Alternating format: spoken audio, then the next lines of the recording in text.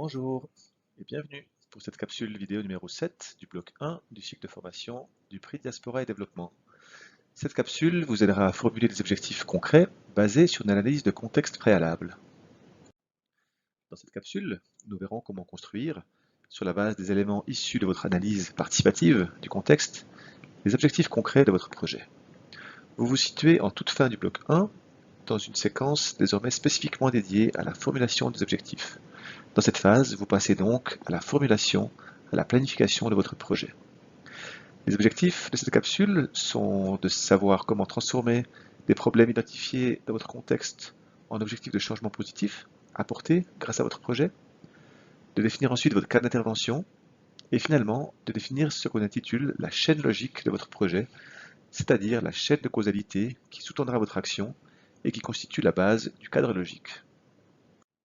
Cette capsule est en lien avec deux capsules du bloc 1 vues précédemment.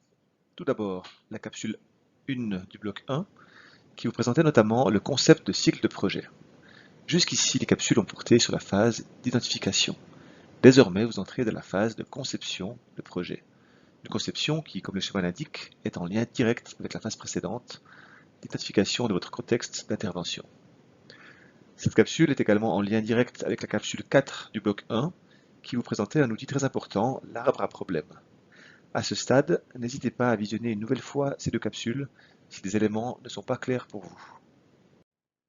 Rappelez-vous, lors de la capsule numéro 4 du bloc 1, nous avions parcouru un exemple fictif d'arbre à problème issu de l'ouvrage Du fait des réseaux, qui est ici devant vous.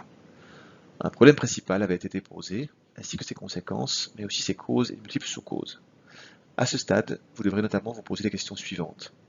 Sur quoi ai-je prise? Qu'est-il réaliste de faire? Et quelle est ma plus-value? Compte tenu du contexte, de la taille de mon organisation, de mon réseau partenarial, de mes valeurs, du temps à disposition, de mon budget, etc., etc. En fonction des réponses à ces multiples questions, vous devrez parfois passer par une phase dite de priorisation. Vous devrez alors faire des choix et parfois mettre de côté certains éléments car vous ne pourrez pas avoir de prise sur eux.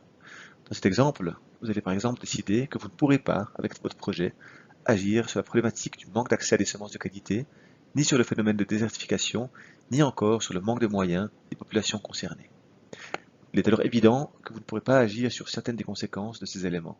Votre projet ne pourra pas traiter les questions de mauvaises semences, ni celles du manque de terrain cultivable.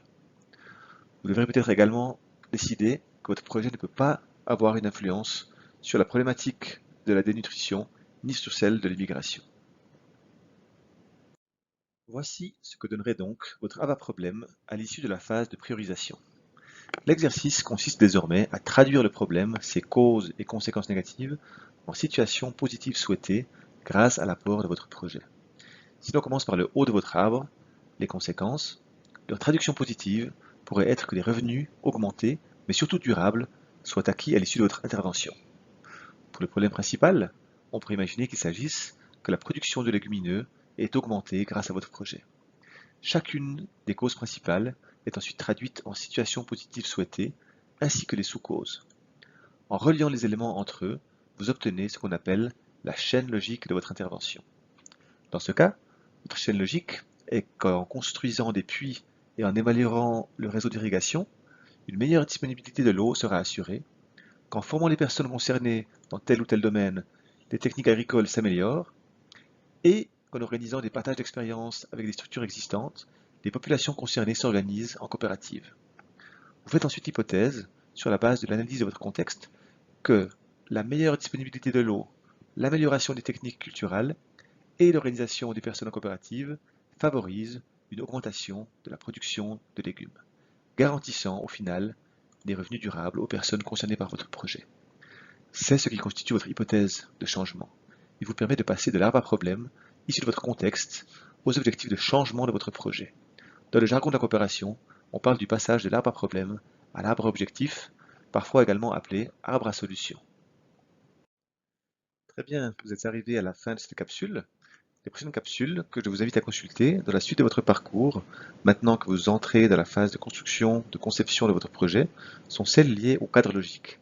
Il s'agit de la capsule numéro 8, qui reviendra sur la notion de chaîne logique, la capsule numéro 9, qui présentera l'outil du cadre logique et ses principes constituants, et la capsule numéro 10 qui vous aidera à vérifier la qualité de votre cadre logique.